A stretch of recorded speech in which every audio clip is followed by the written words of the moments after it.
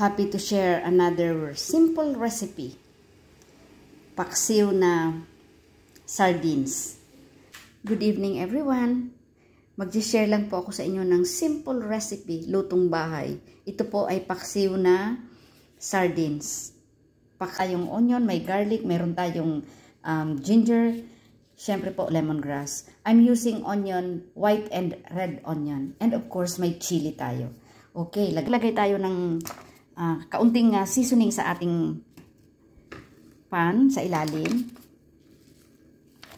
And then ilalagay po natin yung ating fish. Yung ating fish sardines. Maglalagay ulit tayo ng kaunting mga seasoning, garlic, onion, ginger, lemongrass, chili. And then the rest po ilagay natin sa ibabaw. Lahat ng ating ingredients. Mas marami pong ingredients, mas masarap. Huwag po natin tipirin yung ating paksiw. And po tayo ng apple cider vinegar. Mas masarap po ang apple cider kasi medyo sweet po siya. Ayan po yung ating apple cider vinegar.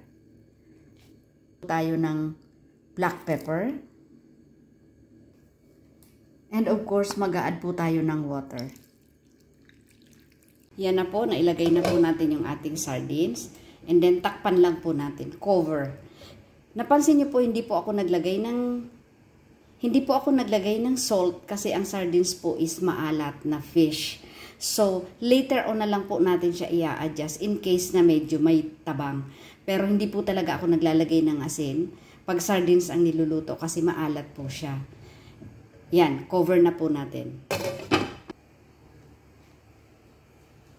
Yan na po yung ating sardines. Lalagyan po natin ng olive oil kasi ipapry natin siya ng konti para mas masarap.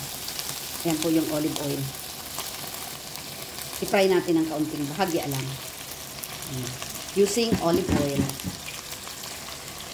Yan po yung ating sardines na na-fry, half fry. Maglalagay po tayo ng oyster sauce para mas masarap. Yan po yung magpapalasa lalo sa kanya. And then yung mga seasoning niya po kanina, ibabalik natin para mas masarap. Yung sauce kanina. And then hayaan lang po natin siya few minutes and then done na po yan. We have po yung way na pagluto ko ng paksiw na sardines. Medyo sweet po ang kanyang lasa. Thank you so much po. Maraming salamat.